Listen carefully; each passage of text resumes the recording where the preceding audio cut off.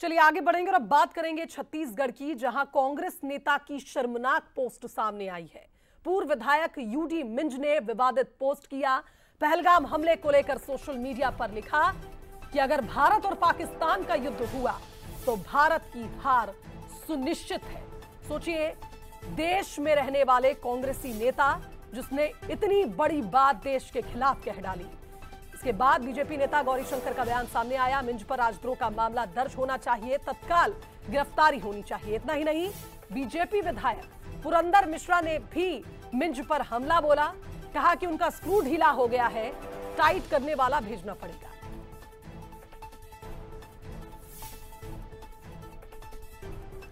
तो मिंज पर राजद्रोह का मामला दर्ज होना चाहिए, ये बात बीजेपी की ओर से कही गई। कांग्रेस पार्टी के पूर्व विधायक जिन्होंने अपने सोशल मीडिया में जो पोस्ट किया है, अपने आप में बहुत ही आपत्तिजनक है। सेना के शौर्य को, पराक्रम को कहीं न कहीं नीचा दिखाने का प्रयास है।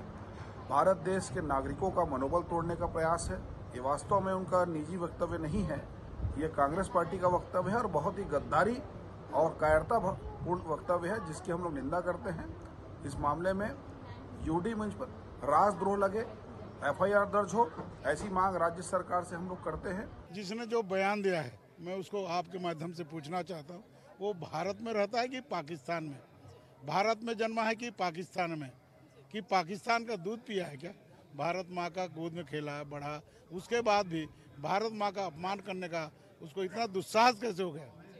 मैं आपके माध्यम से बोलता हूँ कि भारत को परास्त करने के लिए अभी विश्व में कोई जन्मा नहीं है। चलिए, संवाददाता दामिनी बंजारे का रुख करेंगे, हमारे साथ इस खबर पर लाइव जुड़ रही हैं। दामिनी, भारत के विधायक हैं और बात कर रहे हैं पाकिस्तान के हित में। आखिर पूर्व विधायक के मन में क्या है? इस तरह की बातें क्या भारतीय नेता को शोभा देती हैं?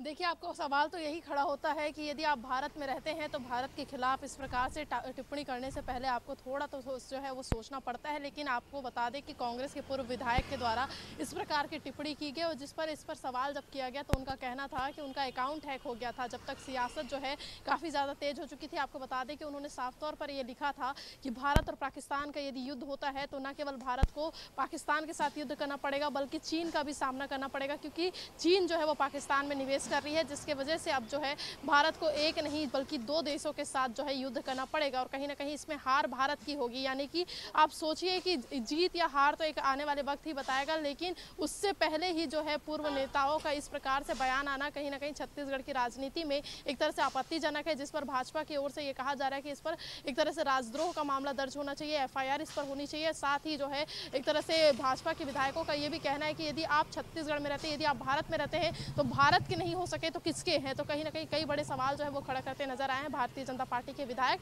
और कहीं ना कहीं इसे लेकर जो है छत्तीसगढ़ में सियासत तेज हो चुकी है। बीजेपी की ओर से भी सोशल मीडिया पे इसे लेकर कई पोस्ट आए हुए। अब देखने वाली बात यह है कि ये सियासत और क्या कुछ रुख लेती है और इसे लेकर आने वाले समय में किस प्रकार की प्रतिक्रियाएं जो है वो लोगों के बीच में देखने को मिलती है। निश्चित तौर पर दामिनी, ये भी देखना होगा कि कांग्रेस अब इस पर क्या एक्शन लेती है पूर्व विधायक के खिलाफ, क्योंकि इस तरह की बातें, इस तरह के बयान आपत्तिजनक नहीं, शर्मनाक है। देश के लिए इस तरह की बातें करना शर्मनाक बात है। फिलहाल बहुत शुक्रिया आपका तमाम बातचीत के लिए। आगे बढ़